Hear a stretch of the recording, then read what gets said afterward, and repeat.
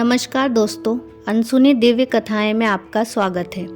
आज हम आपको भगवान श्री कृष्ण से जुड़ी एक अनसुनी कहानी सुनाने जा रहे हैं, जो भगवान कृष्ण और सुखिया मालिन की कहानी है। सुखिया एक मालिन थी जो अक्सर ब्रिजधाम आती रहती थी। उसकी आय का मुख्य स्रोत था ताजी सब्जियां, फल, फूल और गमले में लगे हुए पौधे बेचने से था। वहाँ पर सुखिया जब भी गोपियों से बातचीत करती थी तो वह ब्रज में नंदलाला की कहानियाँ सुनती थी। सुखिया को बाल कृष्ण की कहानियाँ सुनने के अलावा, बाल कृष्ण के कारनामे सुनने के अलावा और कुछ भी पसंद नहीं था।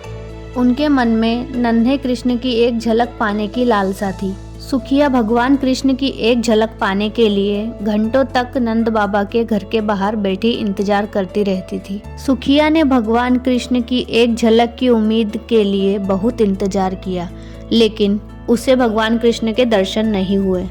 लेकिन भगवान कृष्ण तो अंतर्यामी है, वे हर बात जानते हैं। जैसे ही भगवान श्री कृष्ण को पता चला कि सुखिया उनके परम भक्तों में से एक है, तो उन्होंने उसे दर्शन देने का फैसला किया। अगली सुबह सुखिया नंद महल के सामने प्रकट हुई और कहा, फल ले लो।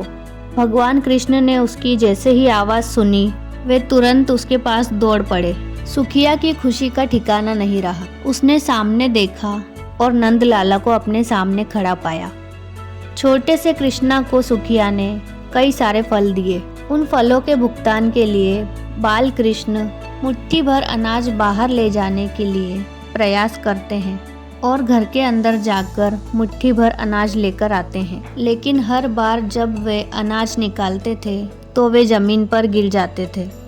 सुखिया भगवान कृष्ण से केवल 2 से 4 अनाज ही प्राप्त कर सकी, लेकिन सुखिया को इस बात की बिल्कुल भी परवाह नहीं थी।